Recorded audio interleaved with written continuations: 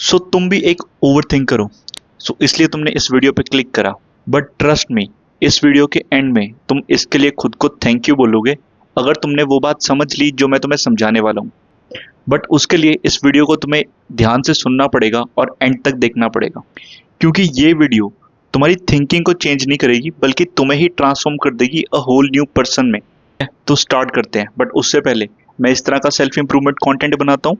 अगर तुम्हें अच्छा लगता है तो you know what to do, right? So यार, तुमने कभी एक चीज सोची है कि तुम्हारी एग्जिस्टेंस, तुम्हारा अस्तित्व या तुम जो जिंदगी जी रहे हो ये किस चीज से डिफाइन है?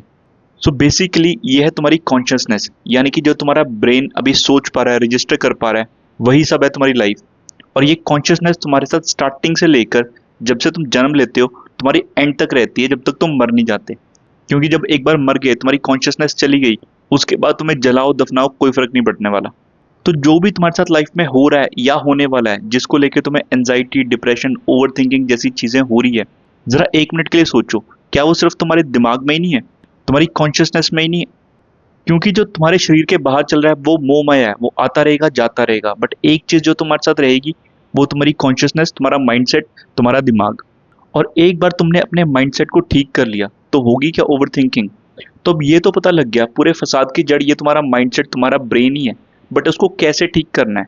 बेसिकली तुम्हें एक चाहिए क्लियर पाथ जिसको तुम फॉलो कर पाओ, ठीक है? क्योंकि अगर तुम्हें पता होगा तुम्हें क्या करना है, तुम उस पर कॉन्टिन्यूस एफर्ट डालते रहोगे तो तुम्हें ओवर थिंकिंग क्यों होगी?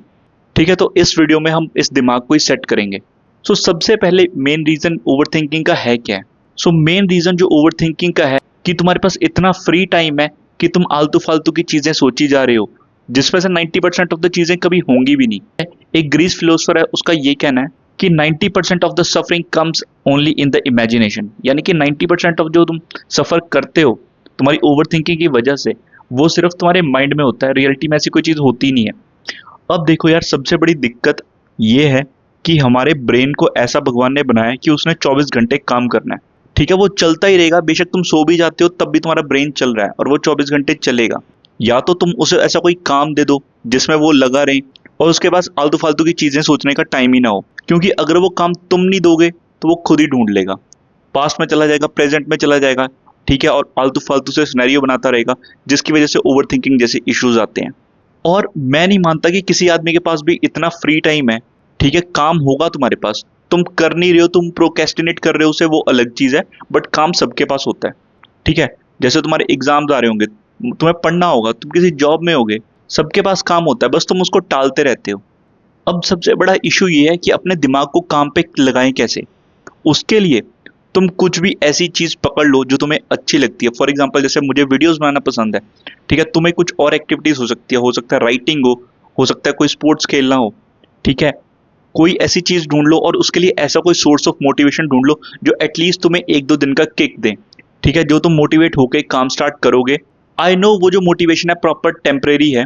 ठीक है, वो 1-2 दिन बाद गायब होने वाला है, बट एटलीस्ट वो 1-2 दिन तक तुम्हें मोटिवेट करके रखेगा और तुम उसको स्टार्ट कर लोगे काम को।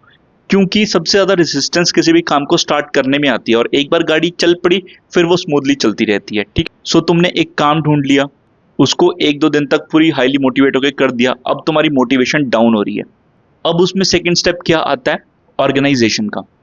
यानी कि अपने काम को इस तरीके से प्लान करो कि वो प्रैक्टिकल हो, कि तुम उसे कर पाओ। अब जैसे कि मैं अपनी एग्जांपल लेता हूँ, अब मैं वीडियोस बनाता हूँ, सो मैं चैनल में हर 2 दिन में एक वीडियो अपलोड करता हूँ। ठीक है, 1 दिन का गैप इसलिए रखता हूँ ताकि मुझे बफर टाइम मिले सोचने का, टॉपिक उठाने का और स्टडी और रिसर्च करने का। क्योंकि अगर मैं रोज वीडियो डालूंगा, हो सकता है मैं 3-4 दिन तक लगातार वीडियो डालूं, बट उसके बाद वो इतना हेक्टिक हो जाएगा कि मैं उसको कंटिन्यू नहीं करूंगा 2-3 दिन के बाद। सो अपने काम को इस तरीके से ऑर्गेनाइज करो कि जो तुम्हें देखकर लगे कि ये तो यार चुटकियों का खेल है। क्योंकि अगर 2 दिन में एक वीडियो बनानी है, मुझे पता है 1 दिन अगर मैं रिसर्च करूंगा, 1 दिन मैं रिकॉर्ड करूंगा और तीसरे दिन मैं उसको एडिट वगैरह करके अपलोड कर दूंगा। ठीक है, सो अपने काम को हमेशा इस तरह से ऑर्गेनाइज रखो ताकि वो तुम्हें प्रैक्टिकल लगे। अब देखो, तुमने काम स्टार्ट कर दिया, मोटिवेशन से 2-3 दिन कर लिया, उसके बाद तुमने उसकी ऑर्गेनाइजेशन ऐसे करी कि तुम 10-15 दिन तक उस काम को खींच लिया। सो 10-15 दिन में तुम्हारा एक रूटीन बन गया। उसके बाद आती है नेक्स्ट चीज, कंसिस्टेंसी, जिससे आता है डिसिप्लिन। अब तुमने 10-15 दिन से एक तुम्हारा रूटीन बना हुआ है, तुम अगर उसको अवॉइड करने लगोगे, तुम्हें अंदर से गिल्ट होगा कि भाई मैं 15 दिन से एक काम करूं, 15 दिन और कर लेता हूं। ठीक है, अंदर से तुम्हें ये जील आएगी। ठीक है, तुमने 15 दिन और कर लिया, तुम्हारी एक कंसिस्टेंसी आ गई, 15 दिन से काम कर रहे हो, तो उसका एफर्ट जब कंपाउंड होता तुम्हें दिखाई देगा और रिजल्ट दिखाई देने लगेंगे, तुम उसको कंटिन्यू करोगे।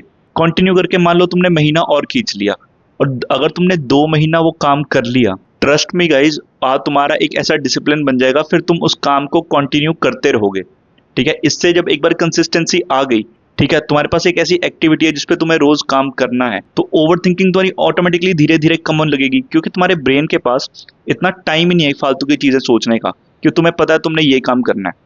और तुम्हारी ओवर थिंकिंग कम करने का सबसे बड़ा एक और रीजन है प्रोकेस्टिनेशन, यानी कि काम को टालना। काम को टालो मत, जो करना है अभी करना है। ठीक है, फॉर एग्जाम्पल चीजों को ऐसे ऑर्गेनाइज करो कि भाई वो इजी टू एक्सेस हो। ठीक है, अब तुम्हारा एग्जाम है, तुमने बुक रखी हुई है अलमारी के अंदर बंद करके, अलमारी खोल लूंगा, बुक निकाल लूंगा, कल पढ़ता हूँ, परसों पढ़ता हूँ। टेबल रखो अपनी साइड में, जहां पर तुम सोते हो बेड के पास, ठीक है, उसके ऊपर रखो बुक उस सब्जेक्ट की।